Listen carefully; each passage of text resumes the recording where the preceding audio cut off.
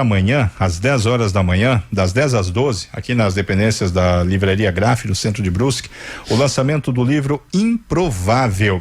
E o autor é o Vitor Hingst, que vai conversar conosco a respeito desse lançamento do livro. Tudo bem, Vitor? Boa tarde. Boa tarde, Valdomiro. Boa tarde a todos que estão ouvindo.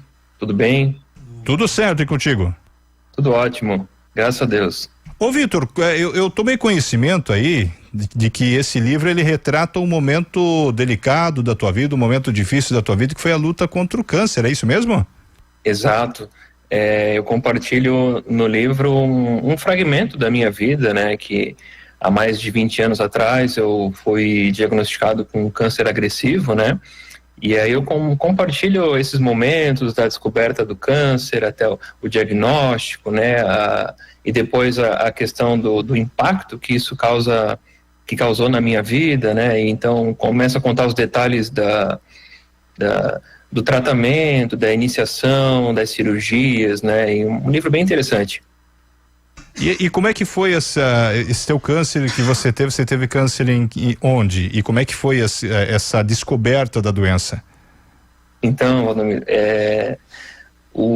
eu tive um desconforto nas costas, né? Não vou contar muito, né, para não dar muito spoiler, né? Mas eu tive um desconforto nas costas, então eu comecei a investigar o que era, e eu tive de repente, o meu testículo começou a crescer muito rápido e aquela coisa começou a escalar de uma maneira acelerada, né? Então eu comecei a procurar no médico, comecei a investigar o que eu poderia fazer, né? Até que a gente chegou num exame de tomografia e foi constatado, né, o câncer, e já tinha metástase também. Então, na parte superior, então a gente começou a procurar recursos para poder ver o que queria fazer, né? Então, foi feito primeiro uma cirurgia de urgência, e para depois eu já automaticamente, depois da recuperação, começar a fazer as quimioterapias, né? Então foi basicamente esse processo, assim, da doença. E no livro eu compartilho mais, assim, falo bastante sobre a doença, assim, mas compartilho muito a questão dos meus sentimentos, o que eu estava sentindo no momento, como é que eu vi essa situação toda, né? Como é que eu encarei.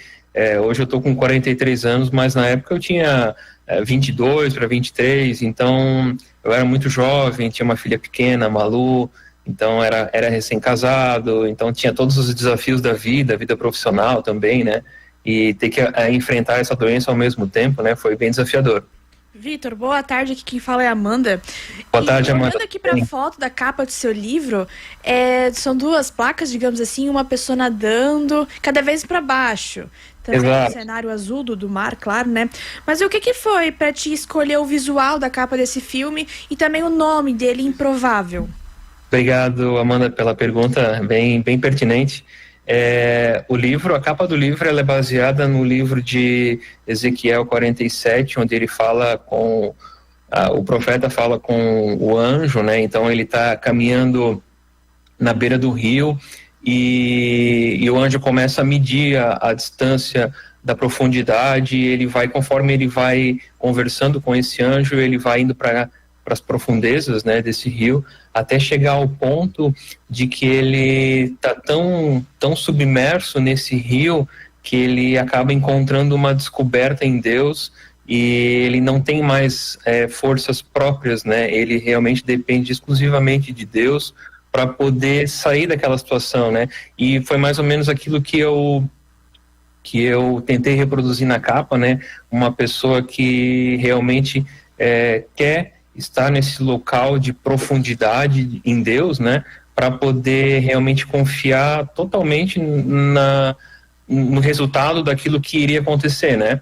E a questão do nome do livro Improvável todos nós somos improváveis, né? Todos nós temos um potencial de ser improvável em alguma área, né?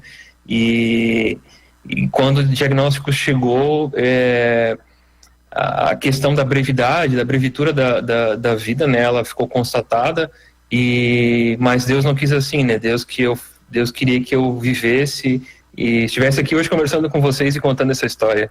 Ô Vitor, então pelo que você nos passa, o livro ele traz além desses relatos, eu como alguém que é muito do texto, da leitura, gosto muito de escrever, eu aprendi desde cedo que às vezes a gente escrever é um ótimo remédio, né? Você joga para fora, você enfim, ele acaba sendo assim um excelente método muitas vezes para algumas coisas que a gente está passando interiormente, né? O livro ele traz uma além desse teu compartilhamento, né, da experiência, mas ele puxa também pelo aspecto da fé, pelo que eu percebo, é isso? Exato. É o nosso estilo de vida, né? Ter uma vida, nós somos cristãos, né? Então buscamos ter uma vida com Deus, né? Frequentar uma igreja, tudo, né? E com relação à tua pergunta, né? Eu esperei até bastante tempo, assim, né, para poder escrever. Normalmente a pessoa já passa, hoje em dia, né, a pessoa é muito imediatista, né, ela já passa a situação e já vai na internet, já começa a divulgar, mas eu esperei um pouco mais de tempo, eu quis achar o tempo certo, né, de amadurecimento como pessoa também, né, e entender a questão do meu prisma, né, da minha visão, daquilo que eu tinha de experiência de vida e daquilo que eu aprendi com isso tudo, né? Então, hoje mais velho, já passou o tempo, eu comecei a escrever em dezembro do ano passado. Então, quando eu comecei a escrever, na verdade eu tentei escrever esse livro já há vários anos atrás, mas não conseguia. Eu sentava na frente do computador e começava a digitar e não saía, não ia, tinha muita dificuldade. Não sou escritor, né? Eu comecei a escrever agora, né? Esse é o meu primeiro livro. E quando eu sentei em dezembro na frente do computador, eu realmente, assim, eu senti que era o momento certo. E quando eu sentei na frente do computador em dezembro, eu comecei a digitar e quando eu vi, eu já tinha escrito um capítulo inteiro. Então eu vi que era o momento correto, assim, de fazer e as semanas vieram, né? O ano virou também e eu continuei escrevendo e cada vez que eu escrevia, né? A minha família que viu esses momentos de eu escrevendo, viu que muitas vezes, assim, eu ia às lágrimas porque realmente é marcante, assim, né? A gente relembrar e reviver cada momento, cada sentimento, né? E foi muito, muito edificante para mim. E eu acho que vai ser edificante também para quem gostar de ler, né? Esse livro não é só para quem tá enfermo ou passa por essa situação, mas por realmente assim, para quem quer ter um contato com um crescimento pessoal, assim, né? Uma esperança de vida para os profissionais que trabalham também na área, que foram muito importantes para mim nesse processo todo, nesses longos, acho que foi 2 anos e meio mais ou menos que eu fiz o tratamento, né? Então foi muitas indas e vindas ao hospital, fiz 2 grandes cirurgias, fiz mais de 35 sessões de quimioterapia. Então tive muito contato com esses profissionais também da área e eles foram maravilhosos, assim. Então esse livro é muito interessante, fala do relacionamento também com a minha família, com a minha esposa, com os meus pais também, eles foram muito importantes nesse momento, assim, eu amo eles, amo minhas filhas também.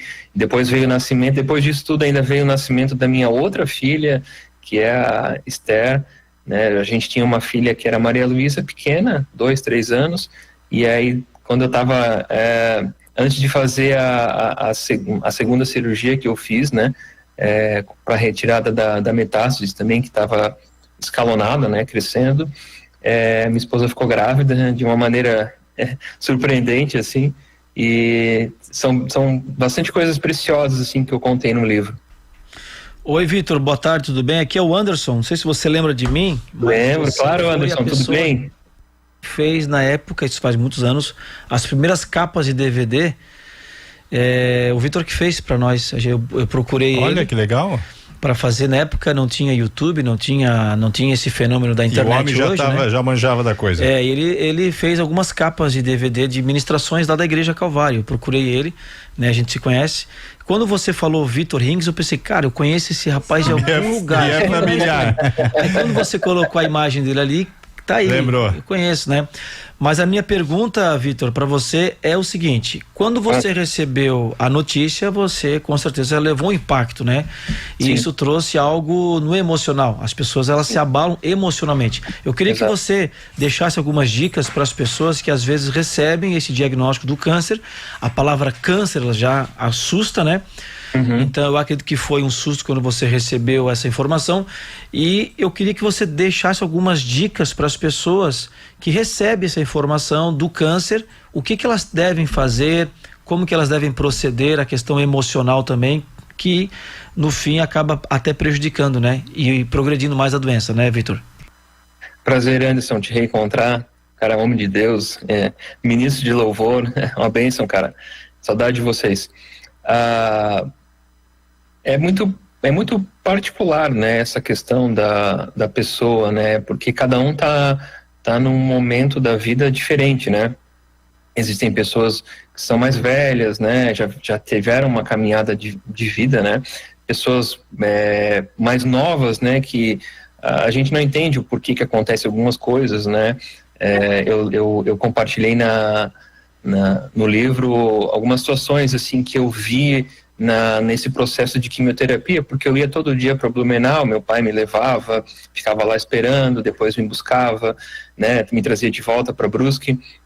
Na época, não sei se hoje tem, mas na época não tinha esse tratamento em Brusque, né, e eu via diversas situações, assim, né,